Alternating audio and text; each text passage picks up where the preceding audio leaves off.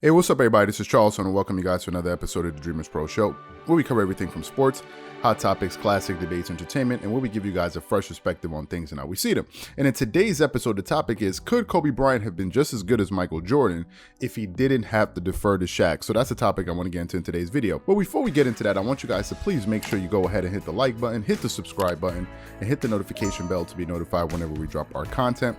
Also, make sure you check out Dreamerspro Max, an online sports community, place you can talk about basketball, chat live during games, and so many other cool things. If you guys are interested in that, we have that linked in the comment section below. So one of our viewers asked a question on one of the Kobe videos that we did, and the viewer said, what would Kobe's numbers look like if he never had to defer to Shaq? Now, first of all, let me just say this. I'm a huge Kobe Bryant fan. I make no, this is not a secret. He's my favorite basketball player of all time. I've said this on many occasions, but I still think that Jordan was better, right? I've sat back. I've had to remove my emotions out of the equation and really look at Michael Jordan's career. The Last Dance also helped put things into context. I looked at his numbers and all of these different things, and it became clear to me that Jordan was the better player. However, I think that Kobe did have one thing in his way that Jordan didn't have, and that one thing was Kobe had to play with a prime Shaq. And when Shaquille O'Neal was in his prime, I'm talking about when he was with the Lakers in 1999, 2000, 2001, 2002, 2003, he was the most unstoppable force in all of basketball, right? And there was no way in hell a team was not going to capitalize on having such a weapon at their disposal. No team was not going to not utilize Shaq and dump the ball into him every single time down the court if they could, because he was unstoppable, right? He was unrefereeable. There was nothing really you can do with Shaquille O'Neal, and there was no single defender in the NBA that had what it took to stand up to him. Kobe had to play with Shaq, and he had to defer to him. This is no secret. Whereas Jordan, on the other hand, had no one to defer to.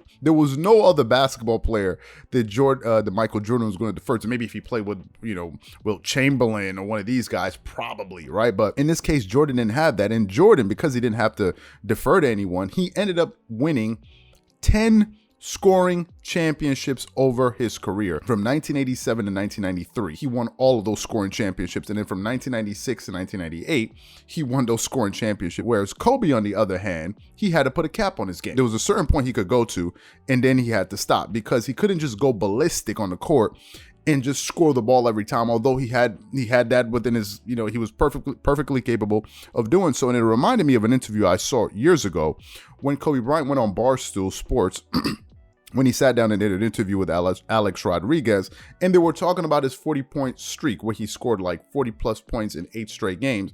And they were discussing that, and Kobe Bryant gave some very interesting insight about that particular stretch of basketball, where he basically spoke about how, he had to cut it short because of Shaq. So for those of you guys who missed that segment and didn't hear Kobe Bryant talk about that, I want you guys to take a listen to this soundbite. It's a hard line between the best leaders are not always the most popular ones. Mm-hmm. And I think sometimes people have a hard time determining. They do. And I'll give you a story of the stuff that was frustrating, and the whole selfishness stuff and all that stuff was frustrating.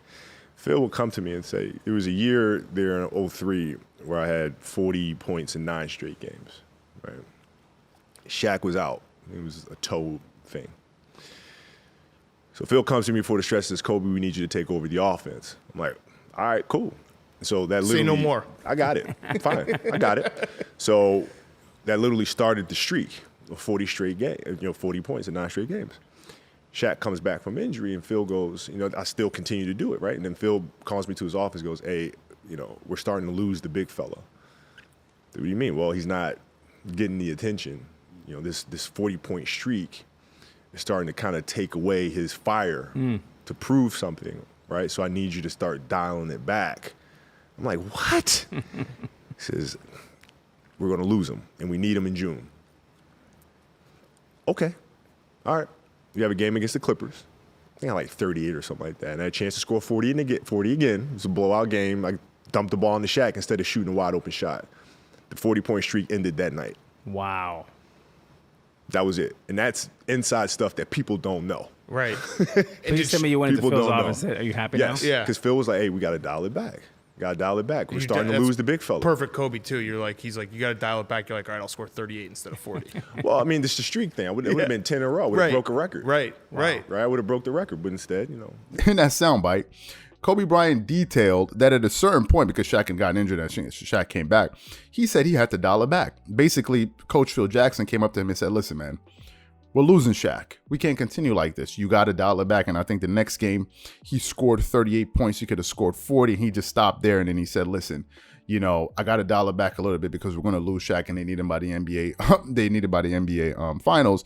And Kobe Bryant ended up finishing his basketball career with two scoring championships. So the question is, how many scoring titles do I think Kobe Bryant would have had if he didn't have to play with Shaq? I think Kobe probably would have ended up finishing his career with about 6 to 7 or possibly 8 scoring championships. But I think 6 is a little bit more realistic than, 8 to 10, right? I think that was just, that was just incredible. I think he would have probably finished around 6, 7, maybe 6 or 7 on the high end, probably 8 scoring championships, because when he was playing, he was easily the best scorer in all of basketball. Now you had some other players out there that were solid scorers like Allen Iverson. You can think of Tracy McGrady, but Kobe went out there and scored 81 points. That's the second most points ever scored in an NBA game. The dude went out there and scored 81 points. So do I think he would have been able to score as much as Jordan? Not as much as Jordan, because Jordan, still has those 10 scoring championships. I think